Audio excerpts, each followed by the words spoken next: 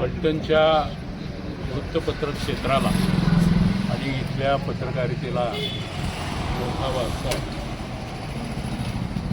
स्वर्गीय हरिभाऊ निंबाळकर असतील, स्वर्गीय दत्तोपंत देशपांडे असतील, स्वर्गीय राजाभाऊ देशपांडे असतील, बबनराव क्षीरसागर असतील, अनेक नावं घेता येतील की ज्यांच्या स्मृतिप्रित्यर्थ नुकतंच आपण एकत्र येऊन मोठ्या प्रमाणावर माळजाई उद्यानामध्ये वृक्षारोपण करून त्यांच्या स्मृती जपण्याचा प्रयत्न केलेला आहे.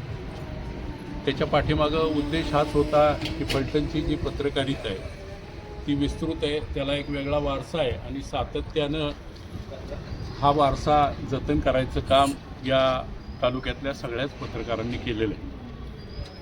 खरं तर त्याच्यामध्ये कुठेही वितुष्ट येऊ नये, त्याच्यामध्ये कुठेही दुही होऊ नये, सगळ्यांनी एकसंघपणे ही पत्रकारिता जपली पाहिजे, वाढवली पाहिजे आणि त्याच्या माध्यमातून फलटणचा जो एक सांस्कृतिक, शैक्षणिक किंवा राजकीय वारसा असेल तो पुढं नेण्याचं काम निश्चितपणानं वृत्तपत्रांनी आतापर्यंत केलेलं आहे. इथून पुढच्या काळामध्येही तशाच पद्धतीनं ते चालू राहावं आणि फलटणची एकसंघ पत्रकारितेतील एकजूट, पत्रकारितेचा असलेला दबदबा हा अखंडित पुढं नेण्याची आवश्यकता आहे.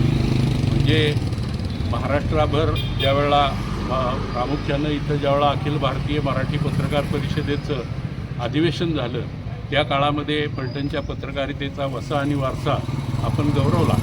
त्याच्यानंतरच्या काळातही ज्या ज्या प्रसंगात आपल्याला संधी मिळाली त्यावेळेला आपण फलटणच्या पत्रकारितेचा निश्चितपणानं गौरव केलेला आहे. आणि अशा पत्रकारितेचा किंवा अशा पद्धतीनं काम करणाऱ्या या क्षेत्रातील सगळ्यांचाच जो एक एकोप आहे, त्याच्यामुळं असलेलं जे एक वलय किंवा त्या माध्यमातून असलेली प्रत्येकाची जी किंमत आहे ती कुठंतरी एकमेकांसंबंधी दुही पसरून, एकमेकांसंबंधी वितुष्ट निर्माण करून, एकमेकांसंबंधी गैरसमज पसरून ही बिघडवण्याचा प्रयत्न होता कामा नये.